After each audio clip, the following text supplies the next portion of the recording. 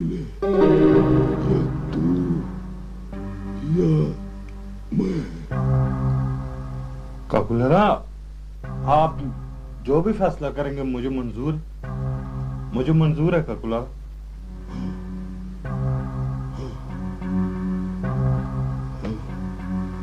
ठीक है, शाबाश बिल्ला।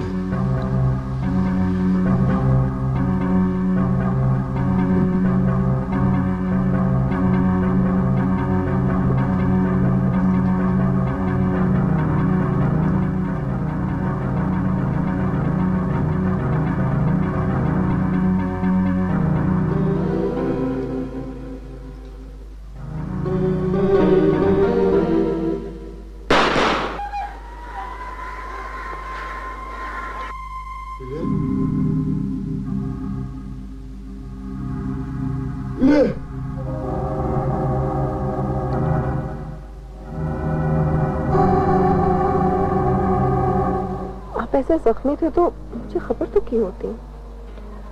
खैर मैं खबर कर भी देता तो आप कहाँ आती। खैर मैं ऐसे पत्थर भी नहीं हूँ। चलो अगली मर्तबा जख्मी होऊंगा ना तो तुम्हें इतला कर दूंगा। ना करें विशाल, मुझे लगता है कि मेरे दुश्मन बहुत ज्यादा हैं और मैं अकेला हूँ। प्लीज इस बात को छोड़ें, कोई और बात करें। हाँ, जख्मी होने से मुझे एक फायदा हुआ है। फायदा? कैसा फायदा? मुझे एक तोहफा मिल गया। क्यों? जहाँ पे आपको गोली लगी थी वहां पे कोई खजाना पड़ा था क्या? विशाल, मैंने तुम्हें उस दरख्त के बारे में बताया था। नहीं, कैसा दरख्त? एक दरख्त है जिसे मैं सोचता रहता हूं, जैसे वो मेरे जहन पे नक्श है। वो दरख्त मेरे तहत शऊर में है। फिर ये लोग मुझ पे फायरिंग करते करते मुझे उस दरख्त तक ले गए। मुझे समझ नहीं आ रही कि ये लोग मेरे दुश्मन थे या रहबर। मुझे तो पक्का यकीन है कि एक ना एक दिन आप सच को जरूर पालेंगे। मैं इस दरख्त के मिलने से कम इस कंफ्यूजन से निकल आया हूं कि मैं चीजें इमेजिन करता हूं। इस दरख्त ने जैसे मुझे अपने होने का एहसास दिलाया है, जैसे मैं सच की एक मजबूत चट्टान पे खड़ा हूं।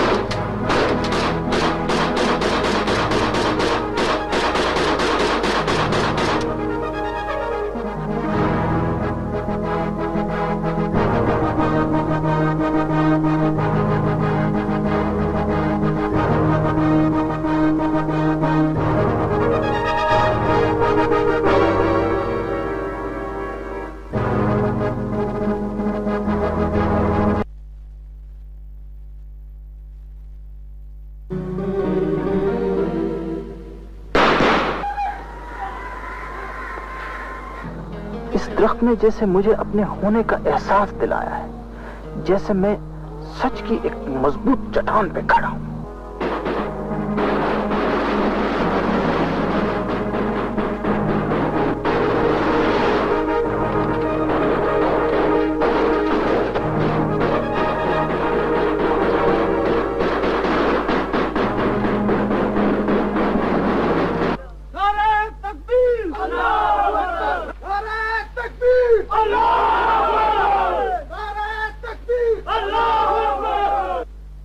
जी बस जो कुछ भी है अभी आपके सामने ही है। लाओ बेटे, ये है मेरी बहन, ये समीना मेरी बेटी और ये बेटी रोमीना, और ये मेरी बच्ची सफिया है। माशाअल्लाह। हाजी साहब, आपकी यही 3 बेटियां हैं? नहीं, मेरी एक बेटी और है, अमीना। दरअसल मैं उसी की बात तय करनी चाहता हूँ। हाँ हाँ, क्यों नहीं। अमीना अपनी तालीम मुकम्मल कर चुकी है, जबकि समीना अभी पढ़ रही है। सफिया बेटी, आपने कहाँ तक पढ़ा है? मैं नहीं पढ़ी। मैं समझ गई।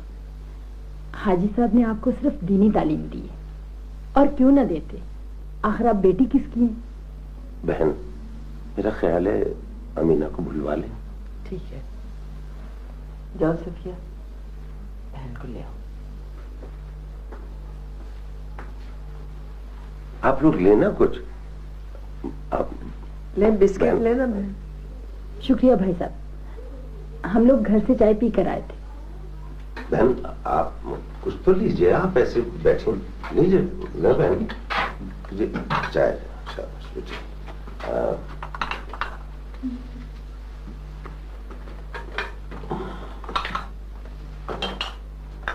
सफिया बेटे, कप इधर रख दो। कैलाश, इस वक्त मैंने एक छोटे से काम के लिए फोन किया है।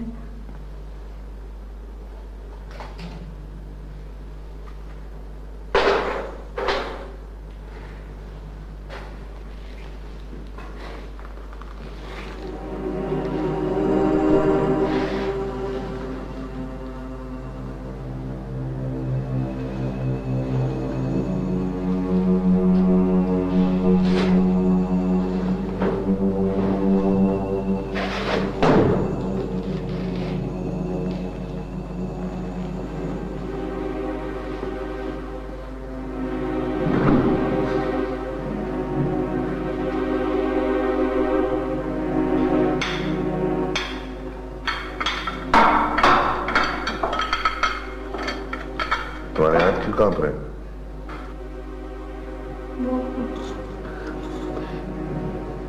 मैंने अपने काम से कैलाश को फोन किया था। मेरी बात क्यों नहीं सुन रही? मेरी बात क्यों नहीं सुन रही? बात क्यों नहीं सुन रही? बात क्यों नहीं सुन रही?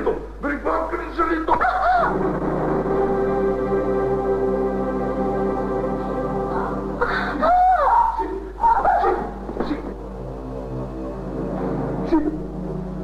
मैं तुम्हें छोड़ने नहीं मारना चाहता था, मुझे गलती होगी, मुझे माफ कर दो। शीतल, शीतल आगे खोलो, प्लीज प्लीज आगे खोलो। शीतल,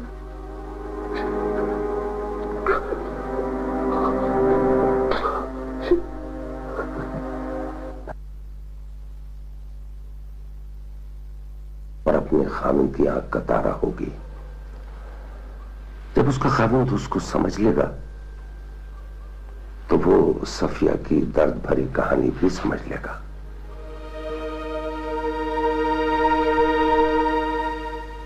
मेरे हाथ में छुरी थी, सर में चक्कर आया, गिर गई,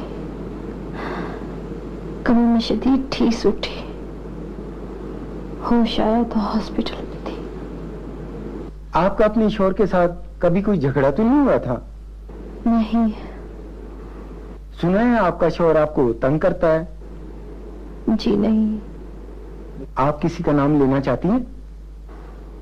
मुझे किसी ने छुरी नहीं मारी, फिर मैं किसी का नाम क्यों लूं? बेटी, मैं तेरी मां हूं, दुश्मन तो नहीं। अम्मा, अपन को पहले मर्दों ने क्या दिया? जो ये देखा। सफिया, दुनिया में अच्छे लोग भी होते हैं। अब देखना हाजी साहब को तुझे बेटियों की तरह रखा है ना। अम्मा, अम्मा मेरी बिटिया कहाँ होगी? कैसे भुला दो उसको? अम्मा कैसे? समझती हूँ बेटी, समझती हूँ, जानती हूँ जिंदगी बड़ी मुश्किल है, लेकिन क्या करें, क्या करें बेटा, गुजारनी तो पड़ती है ना। अम्मा मेरे को शादी नहीं करने का। और फिर क्या? ये रिश्ता अमीना के लिए आया था, मेरे लिए नहीं। देख बेटी, हाजी साहब बड़े गैरत वाले आदमी हैं।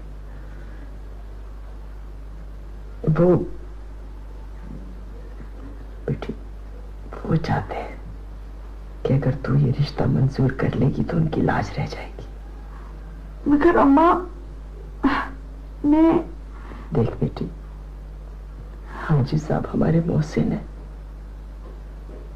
अगर वो चाहते हैं कि तुझे अपनी बेटियों की तरह रुखसत कर दें और इसी में उनकी इज्जत है, तो बेटा तुझे मान लेना चाहिए।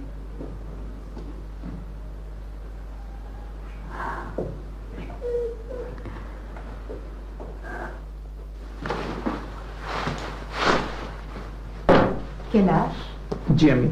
बहुत जल्दी है तुम्हें? हाँ, मुझे बताना मुनासिब समझोगे? मैं कहीं जा रहा हूँ। रात को वापस आ जाओगे? अम्मी प्लीज तंज मत किया करो। जाना कहाँ है? मुझे किसी ने एक खोजी का पता दिया है, उसके पास जा रहा हूँ। खोजी? वो किस लिए? वो लोगों की गुमशुदा चीजें तलाश करता है। गुमशुदा चीजें तलाश करने और माँ बाप तलाश करने में बहुत फर्क है। क्या करूं फिर? है कोई रास्ता मेरे पास? मैं अमरनाथ जाते वक्त बेहोश हो गया था। जॉगिंग करते हुए मुझे इल्यूजन शुरू हो गई थी। मैं कोर्ट में गिर गया था। साइकोलॉजिस्ट कहते हैं मुझे मदद की जरूरत है। क्या करूं मैं? है कोई जवाब आपके पास?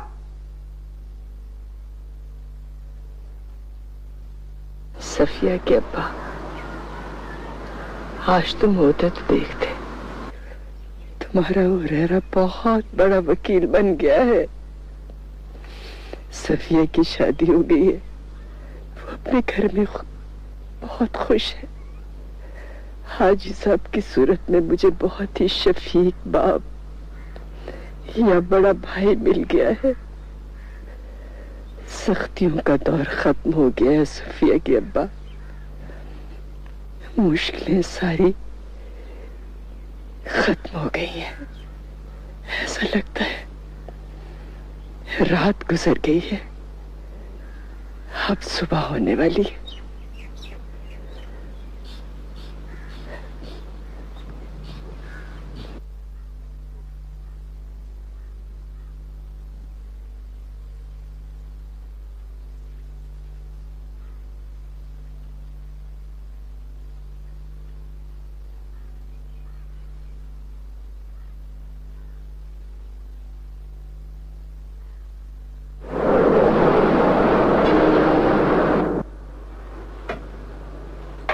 सर में दर्द सा है। अपन दबा देने का? नहीं, अब इतना दर्द भी नहीं है। फिर अपन चाय बना के लाने का। सुनो, इधर आओ, बैठो, इधर बैठो, बाद में चाय बनाओ। मैं बहुत खुश है अजीम। अजीम नहीं, अजीम। मेरे को सच सच बताओ अजीम, अब तू अपन के साथ मैं के साथ खुश है ना? क्यों नहीं? अजीम, मेरे को तेरे से बात करने का जरूरी है। पता है सफिया, मुझे बाद में पता चला कि तुम कश्मीरी नहीं हो। नहीं, अपन कश्मीरी होवे है, पर बचपन में अपन को। मुझे पता है। क्या पता है? कि बचपन में आपको एक आदमी अगवा करके ले गया था और ये कि तुमने अपनी जिंदगी फकीरों की बस्ती में गुजार दी। और क्या, बस तुम मुझे पसंद आ गई थी और मैं तुम्हें यहां ले आया। मुझे अब इससे कोई गर्ज नहीं कि तुम पहले कहां रहती रही हो।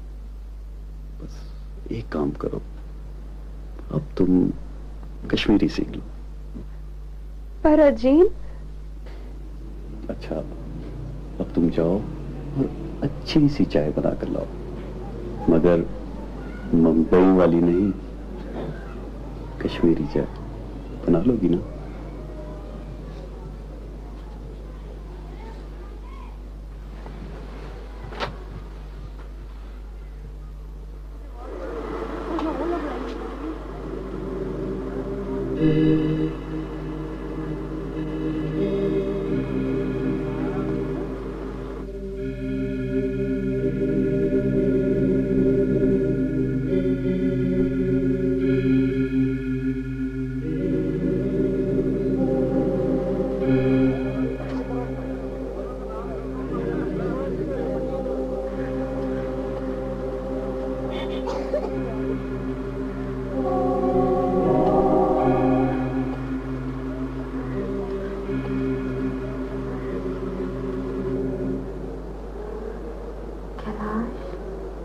जी शीतल, शुक्रिया। किस बात का? आने का।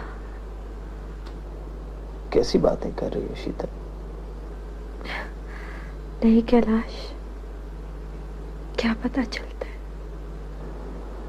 किस चीज का? किसी भी चीज का, वक्त का, मर्द का, उम्र का, जिंदगी का। नाउमीदी की बातें मत करो शीतल। कैलाश, आज तो मुझे मत डांटो, आज तो मुझे अपनी मर्जी करने दो। शीतल, तुम आराम करो, बस आंखें बंद कर लो। आंखें बंद करने की देर है, फिर तो आराम ही आराम है। खैर, मुझे तो दूसरा जन्म चाहिए भी नहीं। मैं फिर कभी यहाँ नहीं आऊंगी। और किस लिए आऊं? शीतल, मुझे अपसेट मत करो। देखो, तुम ठीक हो जाओगी, तुम्हें कुछ नहीं होगा। मैं तुम्हें कालिदास के अजाब से निकाल लूंगा।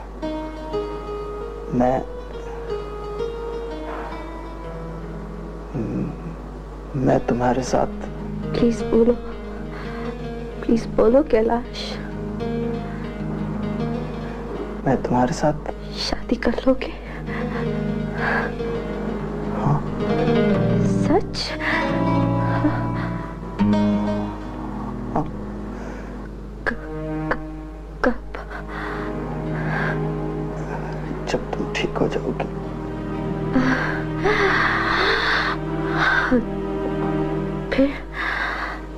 फिर तो मैं आज ही ठीक हो जाती हूँ। बोलो, आज ही शादी करोगे ना मुझसे? शीतल, मैं किसी डॉक्टर को बुला लेता हूँ।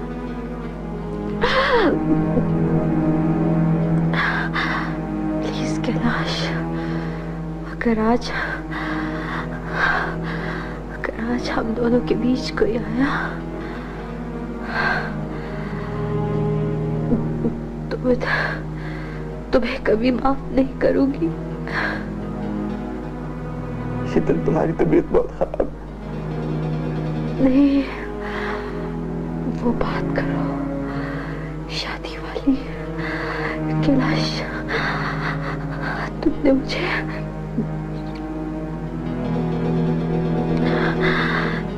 मुझे अपनाने का फैसला कर लिया है ना? बोलो कैलाश।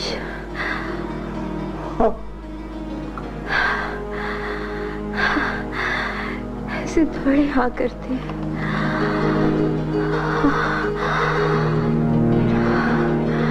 मेरा हाथ तो पकड़ ले।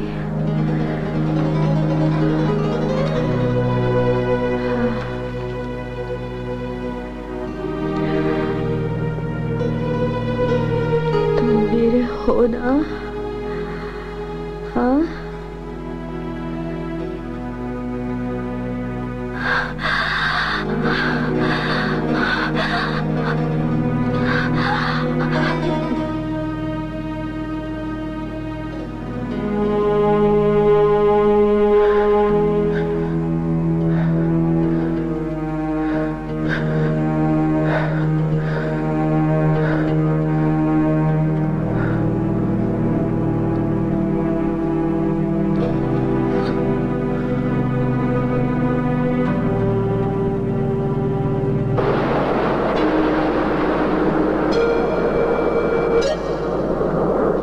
मालूम यह हुआ है कि वो आंजहानी ब्रिगेडियर मल्होत्रा के बहुत अजीज दोस्तों में थे और वो किसी वजह से कन्विंस हो गए कि शीतर मल्होत्रा का अत्याचार कालिदास ने किया है।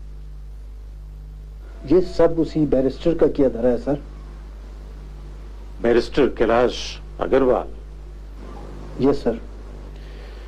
अगर वो हिंदू ना होता तो हम उसका भी बंदोबस्त कर लेते।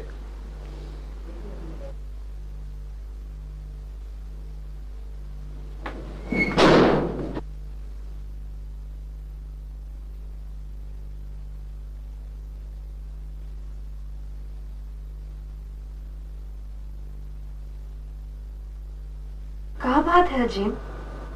तबीयत तो ठीक है? ठीक हूं। नाराज है क्या? नहीं। अच्छा, बाहर किसी से लड़के आया है? बताया ना, नहीं। कोई बात तो जरूर है। मुझे झूठ से और झूठ बोलने वाले आदमी से सख्त नफरत है। कौन झूठ बोले? ज्यादा बनने की जरूरत नहीं। मुझे मालूम हो गया कि तुमने अपने पिछले शौहर को कत्ल किया था। यही तो आपको तेरे को बताना चाहती, पर तो आप उनकी सुना ही नहीं। और ये भी बताना चाहती थी कि तुमने अपनी बेटी को बेच डाला था। क्या बोला? क्या बोला तू? खबरदार आजा कि तू ऐसे बोला मुझको। अच्छा, अब तुम मुझे खबरदार भी करोगी। कान खोलकर सुन लो, वो होगा कोई मुंबई का बेबस बेकस। मुझसे ज्यादा बात करने की कोशिश की तो मुझको घर से निकाल देगा ना? हाँ, घर से निकाल दूंगा। ठीक है अजीम, और अल्लाह कसम मैं अपन की रानी बिटिया को ना ही बेचा। तो अपन को ना ही रखना तो ना चाहिए, पर अपन को इतना बड़ा इल्जाम ना दे अजीम, इतना बड़ा इल्जाम ना दे।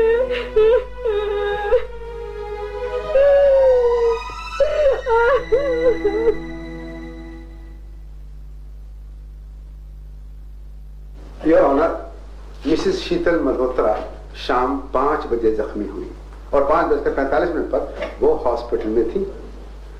मेरा मुवक्किल खुद उन्हें तिब्बी इमदाद पहुंचाने के लिए हॉस्पिटल लेकर गया। ये नोट किया जाए सर कि मेरा मुवक्किल खुद उनकी जिंदगी बचाने के लिए उन्हें हॉस्पिटल लेकर गया। अगर उसका इरादा कत्ल करने का था तो उसने मरने क्यों नहीं दिया? इसलिए कि उस पर हमला मुलजिम ने तय क्या कर किया था, और जब उसे तड़पते देखा तो होश में आ गया। दलाल मुकम्मल कर देंगे। Thank you honour. Mrs Sheetal Malhotra का बयान कलमबंद हुआ कि यह महज एक इत्तफाकिया हादसा था। इत्तफाकिया हादसा था। वो 3 दिन हॉस्पिटल में जेर इलाज रही, जहां उनके लिए बेहतरीन तिब्बी सहूलतें मैसर थीं। यह बयान उन्होंने मरने से पहले दिया, जो रिकॉर्ड पर मौजूद है। योर ऑनर, मेरा मुवक्किल एक मुअज़्ज़ज़ शहरी और बेहतरीन आर्मी ऑफिसर है। यह मुकदमा उसके खिलाफ इंटेंशनली बदनीयती से बनाया गया ताकि उसकी आला शोहरत को नुकसान पहुंचाया जा सके। हाँ, आला शोहरत, he is a wolf. Please आप के लिए सफाई को अपने दलाल मुकम्मल करने दें।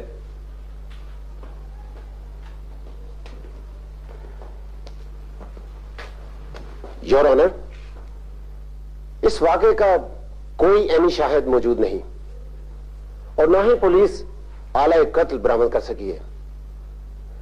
मेरे मुवक्किल के खिलाफ तमाम कहानी बनाई गई है जिसका हकीकत से कोई ताल्लुक नहीं। इस दरखास्त के पास कोई ठोस सबूत नहीं कि जिसकी वजह से मेरे मुवक्किल के खिलाफ जुर्म 302 बनता हो। लिहाजा मकतूला के बयान और हालात वाकयात की रोशनी में मेरे मुवक्किल की जमानत मंजूर की जाए। Thank you your honour.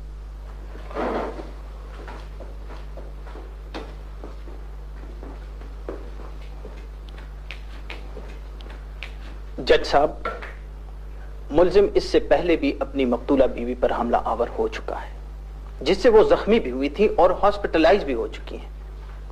इन तमाम बातों का सबूत आपकी फाइल पर मौजूद है। वो मुल्जिम को छोड़कर एक मर्तबा अपने मैके भी जा चुकी है, जिससे साबित होता है कि मुल्जिम और मकतूला के दरमियान घरेलू झगड़े हमेशा रहे। योर ऑनर, मुल्जिम के जराइम की लिस्ट बड़ी तवील है।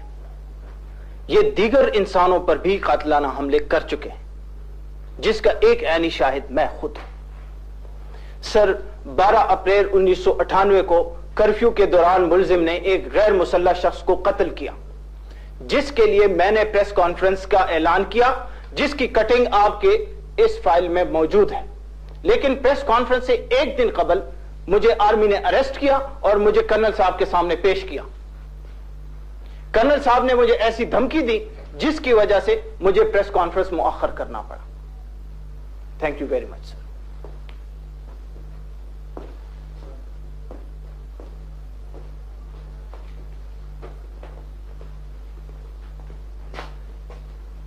योर ऑनर, यह कत्ल का केस ही नहीं है और इसका सबसे बड़ा सबूत यह है कि आर्मी ने कोर्ट मार्शल की बजाय यह केस क्रिमिनल कोर्ट रेफर कर दिया।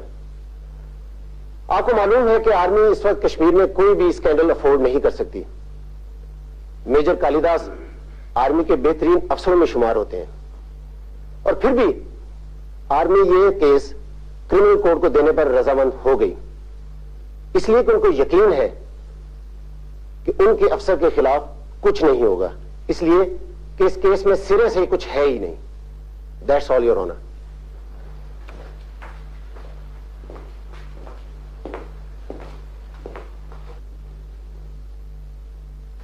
सर, ये बात गलत है क्योंकि इस केस को क्रिमिनल कोर्ट में लाने के लिए कोर कमांडर साहब को जाती मुदाखलत करनी पड़ी। मेजर कालिदास के इमीडिएट अफसरान ने पूरी कोशिश की कि अव्वल तो ये केस चले ही नहीं और अगर चले तो ये आर्मी ही के हाथ में रहे। लेकिन हमारे पास कुछ ऐसे शवाहिद मौजूद थे जिनकी बिना पर जनरल साहब को ये यकीन आ गया कि इस केस में इंसाफ सिर्फ क्रिमिनल कोर्ट ही कर सकती है। Thank you sir. Your honour, मकतूला ने मौत से कब्ल जो बयान दिया है, क्या उसके बाद किसी मजीद शहादत की जरूरत है? आप जानते हैं योर ऑनर कि मरने से पहले हर शख्स सिर्फ सच बोलता है। This is an historic fact. ये केस की पोजीशन आज भी इंटरिम बेल वाले दिन वाली है। मैं दरख्वास्त करता हूं प्लीज कि मेरे मुवक्किल की जमानत कंफर्म कर दी जाए। Thank you sir.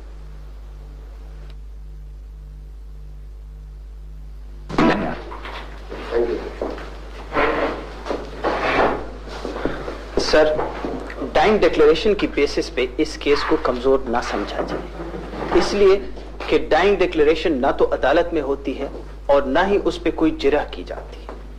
Please sir, ये मुल्जिम एक इंतहाई खतरनाक और जालिम शख्स है, इसकी जमानत किसी तौर भी कंफर्म ना की जाए। That's all your honour. Thank you sir. Bail rejected. How is it possible, sir? How the bail can be rejected? Dying declaration की मौजूदगी में how the bail can be rejected? How is it possible, sir?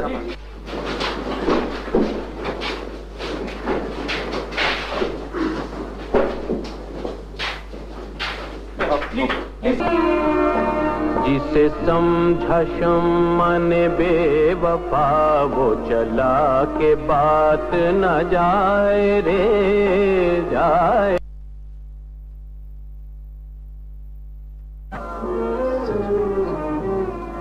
सच?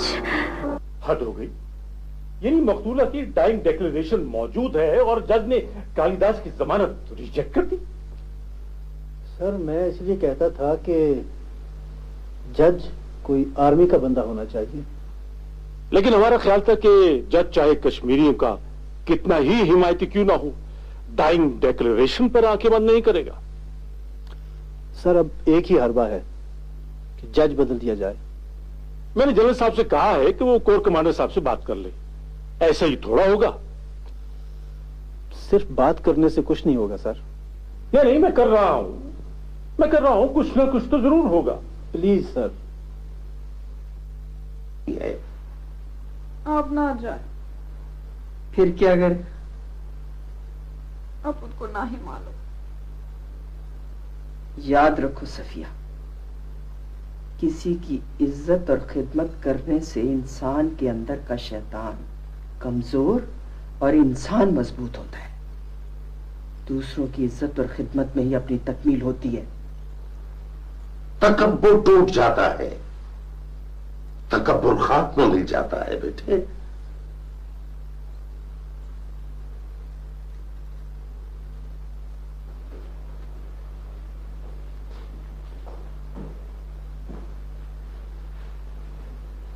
आप Indian army में colonel हैं और एक battalion को command कर रहे हैं।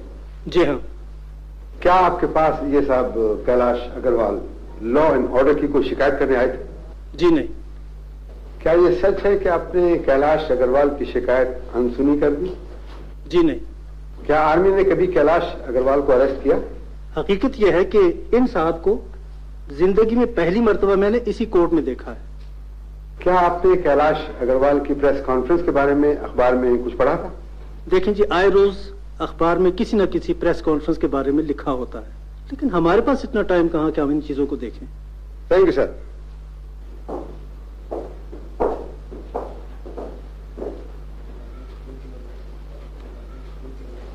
आप कितने अरसे से बतौर कर्नल कश्मीर में तैनात हैं? 2 साल हो गए। क्या यह सच है कि आर्मी एक डिवीजन के तौर पर एक जनरल के अंडर काम करती है? जी हाँ। क्या हर बटालियन का एक कर्नल इंचार्ज भी होता है? जी हाँ बिल्कुल। क्या यह सही है कि मुल्जिम कालिदास जम्वाल कभी कभी अपनी डिस्क्रिप्शन पे भी काम कर जाता है? आर्मी में एक हिरार्की होती है और तमाम काम एक ऑर्डर के तहत होते हैं। मेजर कालिदास ने कोई भी काम अपनी डिस्क्रिप्शन पे नहीं किया। सर, ये कैसे हो सकता है कि एक शख्स इसके कहने पर कत्ल गारत करता हो और वो इसका मंजूर नजर ना हो? क्या ये आज इस भरी अदालत में ये कह सकता है कि ये कर्नल मेजर कालिदास का तमाम के तमाम जराइम में बराबर का शरीक है? That's all your honour. Thank you. अब के मेरे बच्चे जल्दबाजी न करना। ठीक। अब कि अगर इसने अजीम के साथ बदतमीजी की ना भाई साहब, तो मैं इससे नाराज हो जाऊंगी। यानी मेरी बेटी को आप मेरे सामने ही डांट रही हैं? भाई साहब, सभी कुछ आपका दिया हुआ है। मेरी बेटी, लोग क्या कहेंगे कि हाजी अल्ताफ की बेटी बार बार घर क्यों आ रही है? फिर ना ही करूं।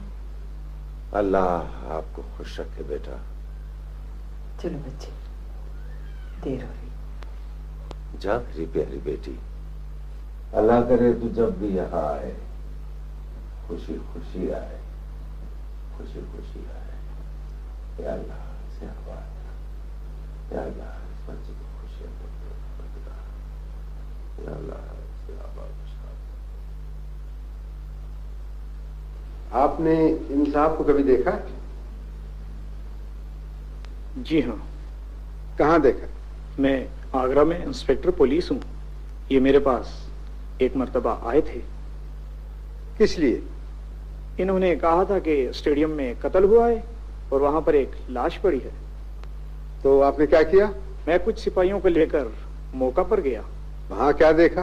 वहां पर कोई लाश नहीं थी।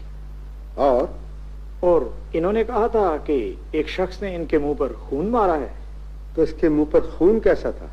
ना ही इनके मुंह पर खून था और ना ही मौका पर खून मौजूद था। That's all, Your Honor. वकील इस्तगासा। मैं इन पे कोई जिरह नहीं करना चाहता। Thank you sir.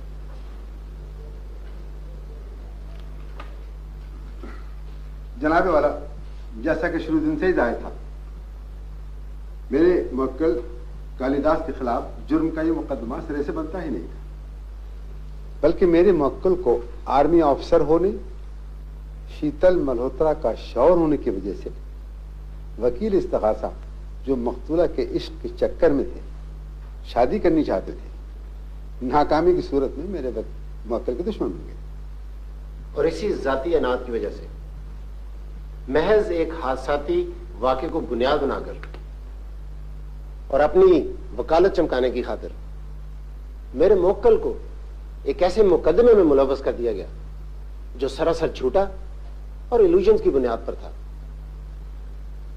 जनाबे वाला, डॉक्टर साहब की रिपोर्ट और पुलिस इंस्पेक्टर के बयान की रोशनी में यह बात वाज़ह है कि मकतूला के साथ महज इत्तफाकी हादसा पेश आया जिससे वो जान पर ना हो सकी।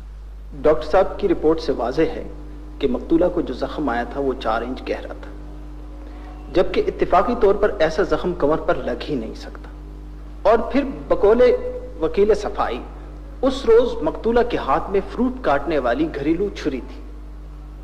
यह कैसे मुमकिन है कि इत्तेफाकी तौर पर फ्रूट काटने वाली छुरी से 4 इंच गहरा जख्म लगा? और फिर डॉक्टर साहब ने इस अमर को तस्लीम किया है कि मकतूला को लगने वाला जख्म किसी फौजी या शिकारी चाकू से लगा हुआ था, जबकि मकतूला के बारे में एक बोगस और फर्जी डाइंग डिक्लेरेशन मिली भगत से तैयार किया गया है। सर, मकतूला ने पुलिस इंस्पेक्टर के सामने दम नहीं तोड़ा, न ही उसका यह बयान किसी मजिस्ट्रेट या डॉक्टर की मौजूदगी में लिया गया है। लिहाजा अदालत ऐसे किसी बयान पे भी किसी तरह से रिलाय नहीं कर सकती।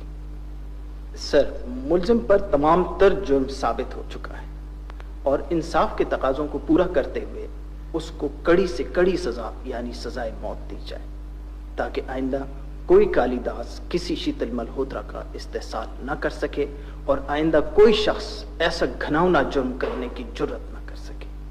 That's all your honour. जनाबे वाला, मेरा मुवक्किल बिल्कुल बेगुनाह है। मेरी दरख्वास्त है कि उसको बाइज्जत बरी किया जाए, जबकि वकील इस्तगासा एक नफ्सियाती मरीज हैं। शवाहिद के मुताबिक उनको इल्यूजन्स होते हैं। वो एक माहिर नफ्सियात के ज़ेर इलाज भी रहे हैं, इसलिए मेरी दरख्वास्त है कि उनका प्रैक्टिसिंग लाइसेंस सस्पेंड किया जाए। थैंक यू ऑनर। Court adjourn. गवाहों के बयानात और फाइल पर मौजूद शवाहिद से यह बात खुलकर सामने आ गई है कि इस्तगासा मुल्ज़म कालिदास जमवाल के खिलाफ मकतूला मिसेस शीतल मल्होत्रा के कत्ल का इल्जाम साबित नहीं कर सका। ताहम इस मुकदमे में बाज ऐसे हकाइक सामने आ गए हैं कि जिस पर अदालत आंखें बंद करने से कासिर है। ये बात साबित हो गई है कि बैरिस्टर कैलाश अग्रवाल एक नफ्सियाती मरीज हैं और उन्हें इल्यूजन्स होती हैं, लिहाजा वो किसी तौर पर भी वकालत के काबिल नहीं है। अदालत ये फैसला करती है कि बैरिस्टर कैलाश अग्रवाल के प्रैक्टिसिंग लाइसेंस को 4 साल के लिए सस्पेंड कर दिया जाए। इन 4 साल के दौरान उन पर पूरे कश्मीर में किसी भी अदालत में किसी भी मुकदमे की पैरवी करने पर पाबंदी आयद होगी। अदालत ये भी फैसला करती है कि मुल्ज़िम कालिदास जमवाल को जुर्म साबित ना होने की वजह से बाइज्जत तौर पर बरी कर दिया जाए।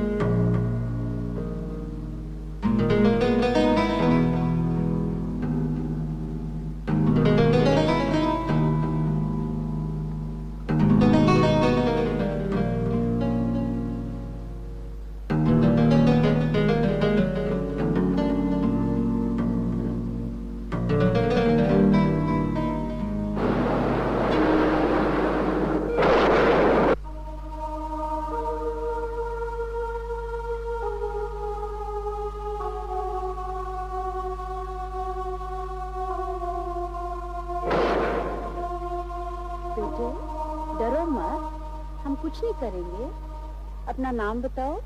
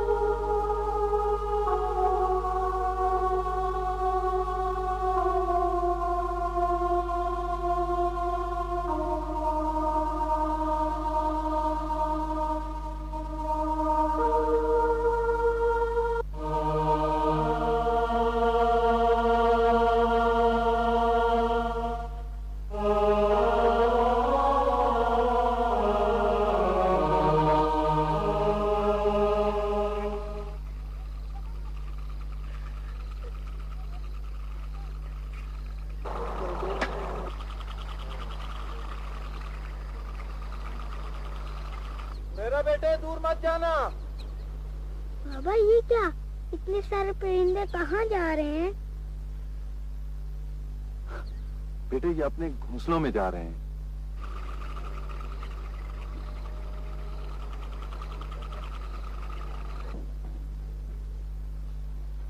सर, ये सब अफसरों को गाली देता है।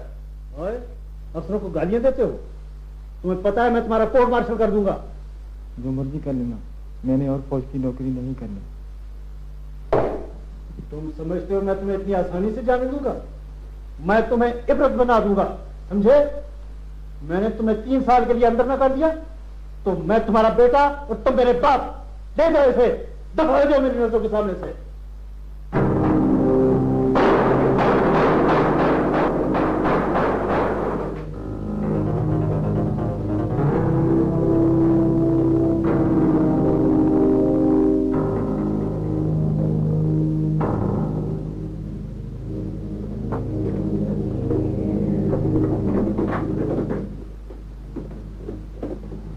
इसने सर इसने कन्नर को तो मार दिया जाए। चल ना तो इसको हवलदार, मेरी गिनती तक तुम भाग गए तो बच जाओगे, वरना गो अकर बकर बम्बा पाओ, 80-90 पूरा 100 का लूटा तीतर मोटा, चल मदारी।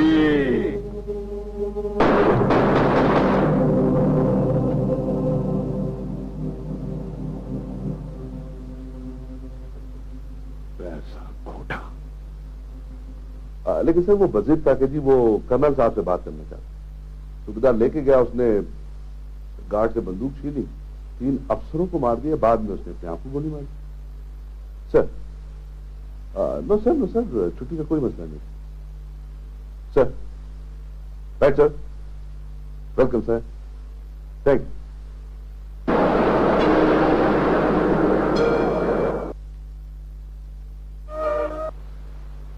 फिर सारे घर वाले मुझे हुरैरा पुकारने लगे। उस दिन मैं अपने बाबा के साथ खेत से गया था। शाम हुई तो हम खेत से वापस आने लगे। हमारे घर के सामने एक कच्चा रोड था।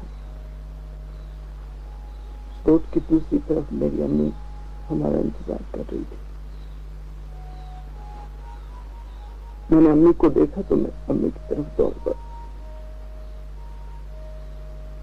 दूसरी तरफ से आदमी टूट नहीं पा रही, वो मुझे बचाते हुए सड़क से नीचे गिर गई। वो उल्टी नहीं थी। फिर उससे एक फौजी फौजी उतरा,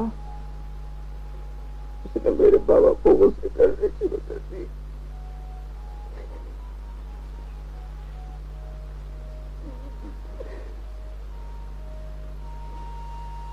मेरे बाबा ने कहा सब गलती हो गई। उसने मेरे बाबा को थप्पड़ मारा।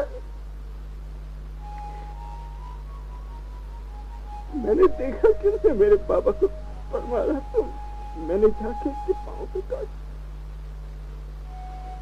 उसने मुझे एक लात मार के दूर फेंक दिया। मेरी अम्मी आई और उसको लकड़ी की डोरी से मारा। उसने मेरी अम्मी को भी दूर फेंक दिया।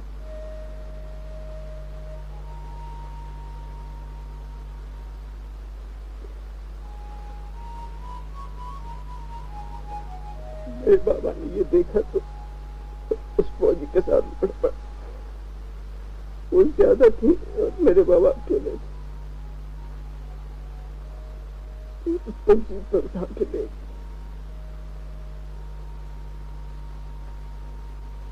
दूसरे दिन मेरे बाबा की लाश मिली। रात को मुझे डर लगने लगा।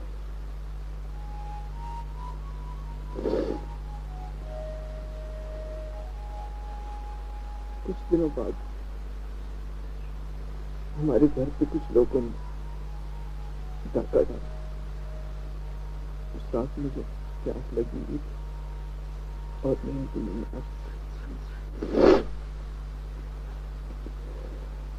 मैं पानी पीने के लिए बाहर निकला तो मैंने छत पे उन लोगों को देखा।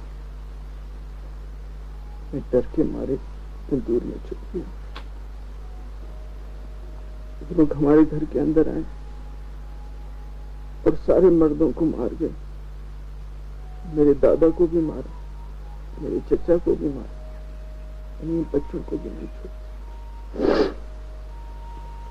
और मेरी माँ और बहनों को लेके चले गए।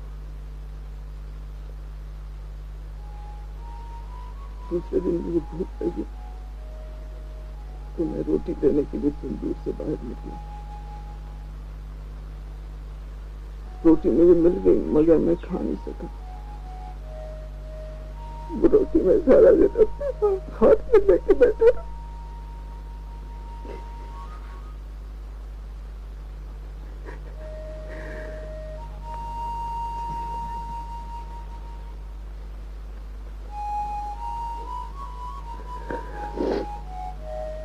हमारे घर के पास कोई दूसरे घर भी नहीं थे। रात हुई तो मुझे अपने दादा की लाश से डर लगने लगा। मैं डर के मारे कांपने लगा। फिर मैं दौड़ने लगा। मैं दौड़ता रहा। मैं सारी रात दौड़ता रहा। मैं खंडर में पहुंच गया। वह पता नहीं कैसे मैं सो गया।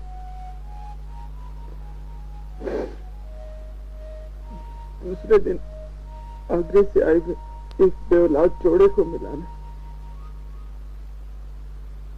तब तक मैं अपनी याददाश्त खो गया था। मुझे अपनी माँ की शक्ल याद नहीं है। मुझे किसी की भी शक्ल याद नहीं है।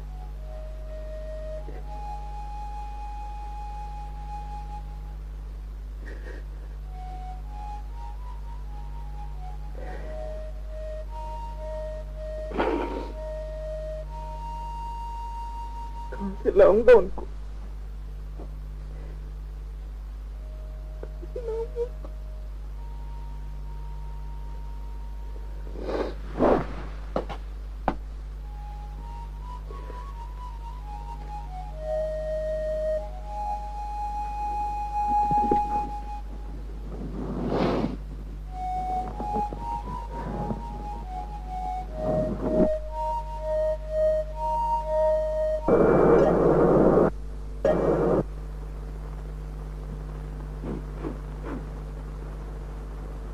इब्राहिम भाई, सब्र से काम लें, सब कुछ ठीक हो जाएगा।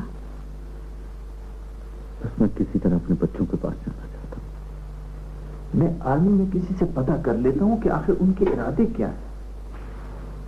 आर्मी वालों से बात ना करें, ये ना हो आपके लिए कोई मसला हो जाए। आप चंद दिन यहाँ रहें, बस ये ख्याल रखें कि किसी की नजर ना पड़े। खैराज साहब, आप बहुत अच्छे आदमी, लेकिन आपको मालूम नहीं कि आर्मी वालों को किसी के अच्छे होने से या बुरे होने से कोई गरज नहीं। वो जिसको एक बार टारगेट बना लेते हैं तो उसे उनसे कोई नहीं बचा सकता। इब्राहिम भाई, प्लीज नाउमीदी की बातें नहीं करते। इब्राहिम साहब, मुझे बहुत अफसोस है, लेकिन अब क्या किया जा सकता है? हमें आज ही का सोचना है। अगर हम कल के बारे में रोते रहेंगे तो आज भी हमारे हाथ से निकल जाएगा। भगवान से खैर की प्रार्थना करें।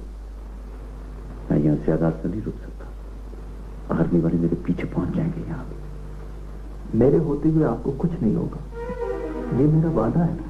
हम फाइट करेंगे। मैं आपको और आपकी फैमिली को मजीद नुकसान नहीं पहुंचने दूंगा।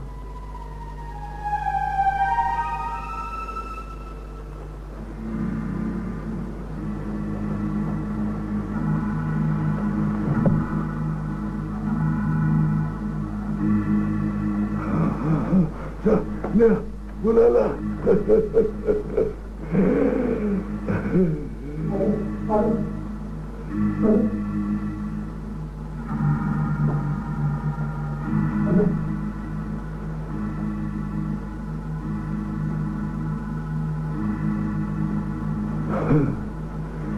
अरे जुबैदा, तुम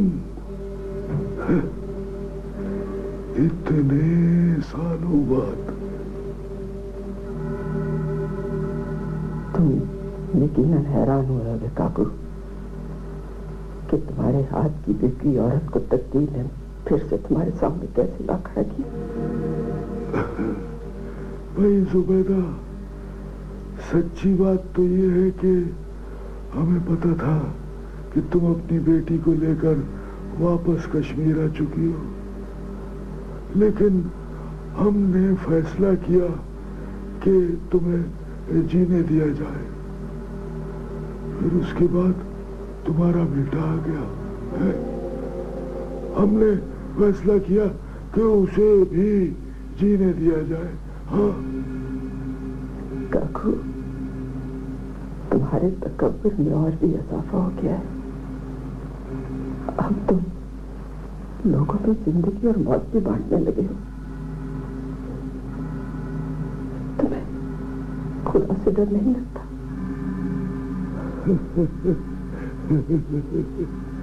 जुबैदा, तूने पहले भी मुझे इसी तरह एक अजाब के आने से डराने की कोशिश की थी, है ना? अरे मैं तो बुरा था, अब भी बुरा हूँ। तू तो अच्छी थी, और देखो तो अब मेरी इज्जत, मेरी दौलत, मेरी ताकत है कहाँ है आज? 3 बेटों का बाप हूँ। हाँ, आर्मी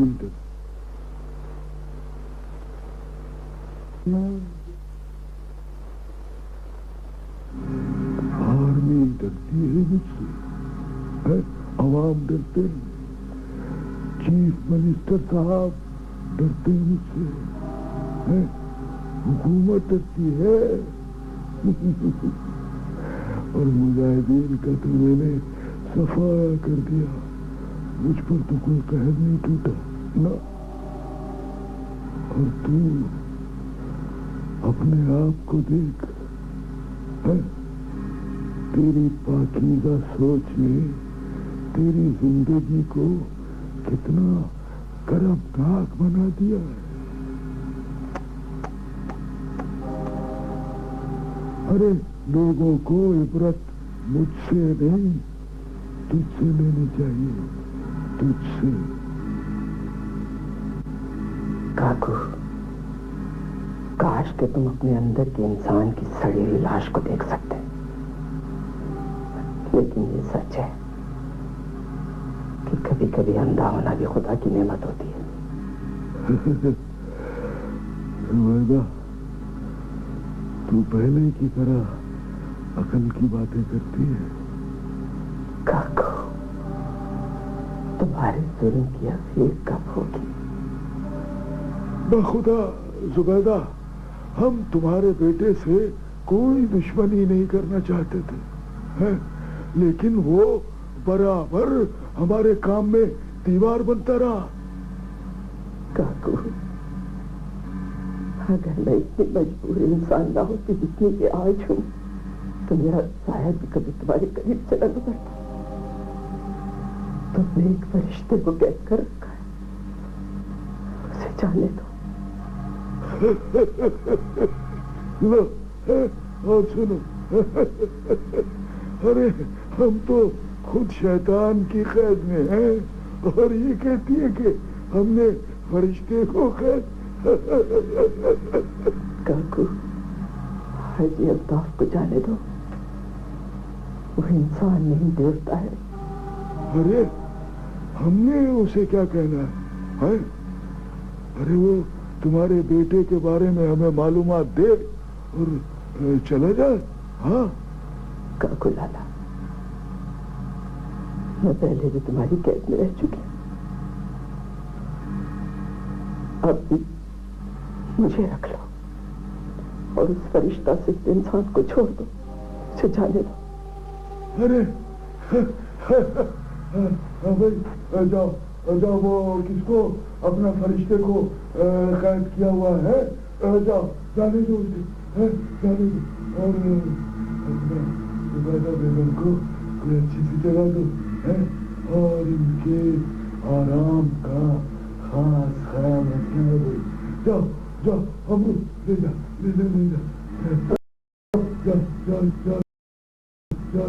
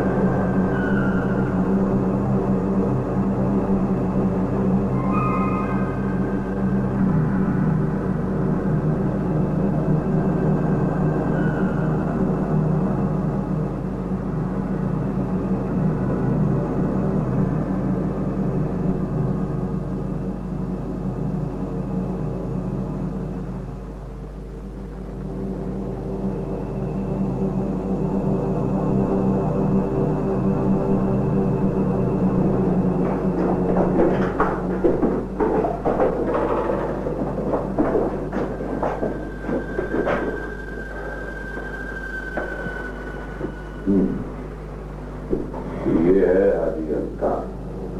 जी हाँ, मैं ही हाजी अल्ताफ हूँ। बहुत शौक है तुम्हें औरतों की खिदमत करने का। बफज़्ल ताला मैं खुद भी 3 बेटियों का बाप हूँ। फिर तो तुम्हें यह भी मालूम होगा कि कश्मीर में बेटियों की बाप की गुड्डी चढ़ी रहती है। अल्लाह का शुक्र है कि मेरी बेटियां मेरे लिए बाइस इज्जत हैं। कान खोल कर सुन बुढ़े, अगर मेरे साथ चालाकी की तो तेरी बेटियां तेरे लिए बाइस जिल्लत भी हो सकती है। मोदी साहब,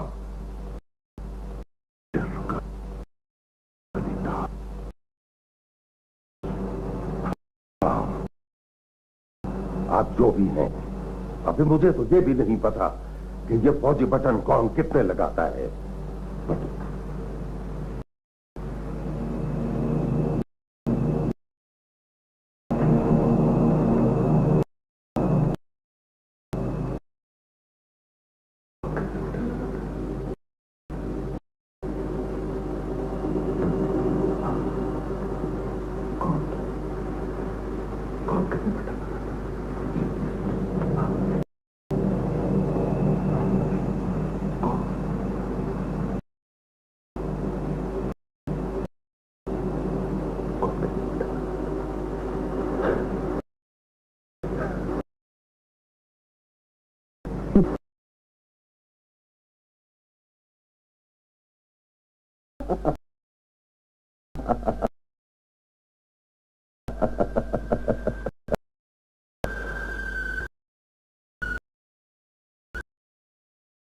लगते और आप कौन हैं? दोबारा तुमने ये सवाल किया तो तुम्हारी जबान को नीचे खींच दूंगा। मेरे वतन की मट्टी पे खड़े होकर मेरी उम्र के शख्स की ये इज्जत, यकीनन ये तुम्हारी वर्दी का तोहफा है। ओहो, वतन की मट्टी। ओह, मेरे वतन की मट्टी। मैं तो भूल गया था कि मैं तुम्हारे वतन की मट्टी पे खड़ा हूं। सुन बुड्ढे, ये कश्मीर है, इसकी मट्टी तो क्या आकाश भी कालिदास का है।